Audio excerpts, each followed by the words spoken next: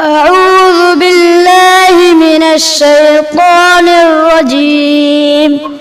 بسم الله الرحمن الرحيم.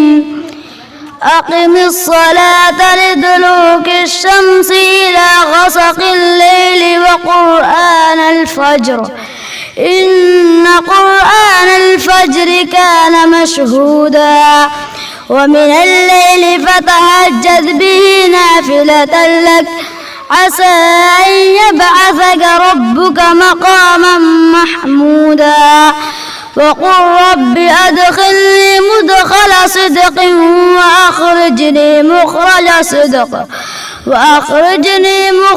صدق واجعل لي من لدنك سلطانا نصيرا وقل جاء الحق وزهق الباطل إن الباطل كان زهوقا وننزل من القرآن ما هو شفاء ورحمة للمؤمنين ولا يزيد الظالمين إلا خسارا وإذا أنعمنا على الإنسان أعرض ونأى بجانبه وإذا مسه الشر كان يئوسا قل كل يعمل على شاكلته فربكم أعلم بمن هو أهدى سبيلا صدق الله العظيم.